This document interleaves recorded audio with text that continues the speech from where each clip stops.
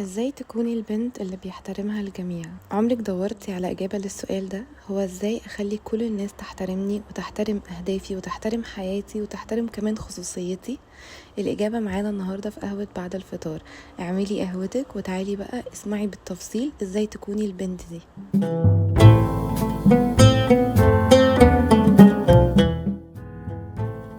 عشان أكون فتاة بيحترمها الجميع محتاجة يكون عندي قدرة كبيرة جدا في رسم الحدود أو وضع حدود، ولكن رسم الحدود ووضع الحدود وإجباري للآخرين على أن يلتزموا بيها بتتطلب مني شخصية قوية. طب منين بتيجي الشخصية القوية؟ الشخصية القوية بتيجي من شوية حاجات أهمها الثقة بالنفس، وعشان أكون واثقة في نفسي أنا محتاجة يكون عندي معلومات كبيرة جدا وكتيرة وكافية عن نفسي. لازم أكون عارفة قيمي في الحياة اللي بناء عليها أنا بتخذ قراراتي بنفسي. يعني لو القيمة الأولى بتاعتي في الحياة هي العائلة، إذا لما أكون محطوطة في قرار ما بين إن أنا أعمل حاجة تخص عيلتي وما بين إن أنا أعمل حاجة تخص الآخرين، هنا أنا برجع لقيمي. أنا إيه قيمتي الأولية؟ إيه أهم قيمة عندي؟ فبلاقي إن أهم قيمة عندي هي العيلة، فهنا بقدر إن أنا أتخذ قراري بنفسي، وده بيضفي عليا شخصية قوية لأنه بكون عندي ثقة في نفسي كبيرة على اتخاذ القرارات، وبقدر إن أنا أحط لهم حدود على احترام قراري، لأنه طول ما أنا محترمة قراراتي وواثقة فيها أكيد مش هكون مهزوزة، وبالتالي الآخرين هيحترموا قراره. وكمان اللي بيخلق مني شخصية قوية هي إن أنا أكون عارفة رغباتي إيه في الحياة، أنا عايزة أعمل إيه في الحياة، وكمان أكون عارفة دوري إيه، أنا دوري إيه في حياتي دلوقتي، والأهم من كل ده مسؤولياتي واللي لازم أكون محترماها كمان معلية من شأنها جدا،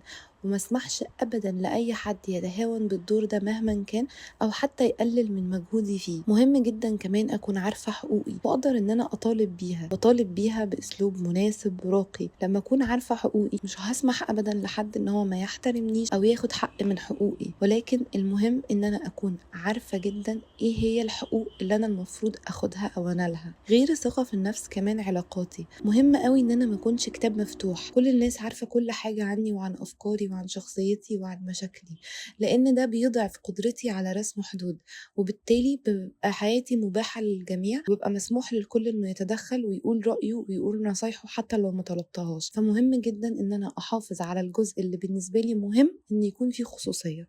في العلاقات كمان لازم أعرف إن أي علاقة بين اتنين هي هات وخد، مش لازم أكون طول الوقت منتظرة مقابل، ولكن ما ينفعش أكون في علاقة طول الوقت بتستنزفني وبتستنزف طاقتي ومش بتديني مقابل الطاقة دي.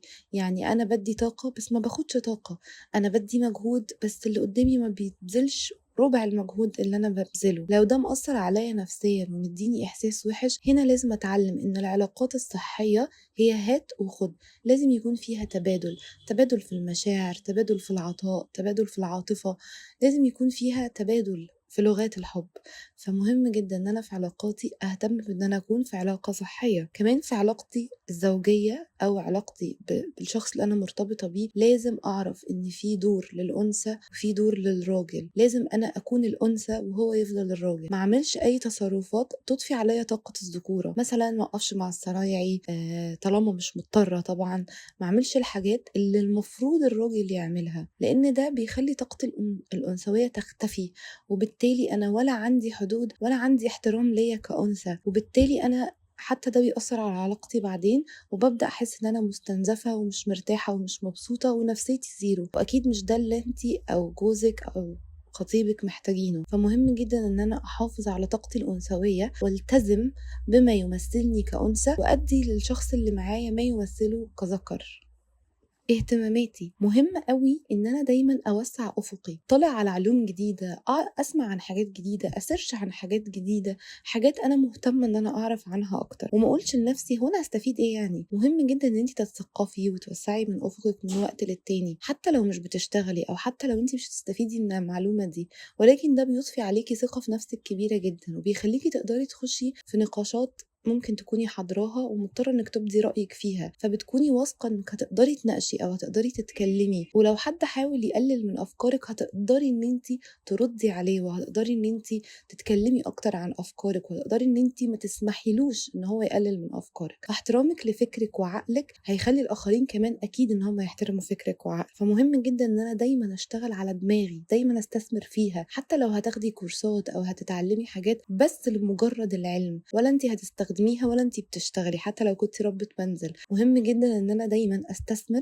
واضيف لعقلي اكتر، وابقى عارفة حاجات جديدة من حواليا، واشوف العالم ماشي ازاي. مبادئي وقيمي وديني، لما انا ابقى ماشية تبع مبادئي وقيمي في الحياة، والحاجات اللي ديني بيقولي عليها والحاجات اللي ديني بيقولي عليها لا، على قد ما اقدر، ده هيخليني احترم نفسي. وبالتالي انا مش هكون بتلون حسب القعدة، مش هكون بتلون حسب المجال، مش هكون بتلون حسب اي حاجة، لان انا محترمة جدا مبادئي. فبالتالي الاخرين كمان هيحترموا ده. يعني مثلا لو انا كمسلمة ما بسلمش على حد وابوسه، ورحت في مجال ما الناس كلها بتعمل كده، وانا بدأت ان انا ما احترمش مبادئي دي، هو اللي قدامي مش هيحترم ده، وهيبدأ ان هو يتطاول على ده، وهيبدأ ان هو يقبل على انه يعمل ده. ولكن لو انا رحت ومن الاول انا ما ببصش عشان انا ده حرام بالنسبة لي، وده مخالف لمبادئي في الحياة ومخالف لديني، محدش هنا هيقدر ان هو يخترق الحدود دي. انت رسمتي حدودك لانك ما كنتيش مهزوزة او فكرتي انه طب ما كله بيعمل كده. لا، احترامك لمبادئك وقيمك ودينك، وانك تبقي عارفة حدودك ايه، هيخلي الاخرين يحترموا الحدود دي. من الاخر لو تلاحظوا ان كل كلامنا كان معتمد على حاجة واحدة، هو ان انت تعرفي نفسك وتعرفي شخصيتك علشان تعرفي حدودك. لما تبقي عارفة حدودك وتعرفي ازاي تدافعي عن حدودك، ساعتها هتحترمي نفسك، وساعتها الآخرين هيحترموك. مستحيل يجي شخص يحترمني طول ما أنا مش محترمة نفسي. مش هينفع أبقى أنا مش محترمة وقتي ويجي شخص غريب برايا يحترم لي وقتي. مستحيل ابقى انا مش محترمه شغلي ويجي شخص تاني يحترم لي هو شغلي. مستحيل ابقى مش محترمه دوري كربة منزل وابقى مستنيه ان اللي قدامي يحترم ده. يراك الناس بعينك، اللي انت شايفاه او اللي انت حاساه عن نفسك الناس هتتعامل معاكي بيه. فلو انت محترمه نفسك الناس هتحترمك، لو انت مش محترمه نفسك اكيد الناس مش هتحترمك. وضعي حدودك، وده كله هيجي بان انتي تعرفي نفسك اكتر. ولو محتاجة حد يساعدك تشتغلي على نفسك اكتر وتعرفي نفسك اكتر، ابعتي مسج على الانستجرام لايف تشينجينج كوفي، وانا اكيد هساعدك تكوني الشخصية اللي انتي بتحلمي بيها. مش بس شخصية بيحترمها الجميع، هي شخصية واثقة وناجحة.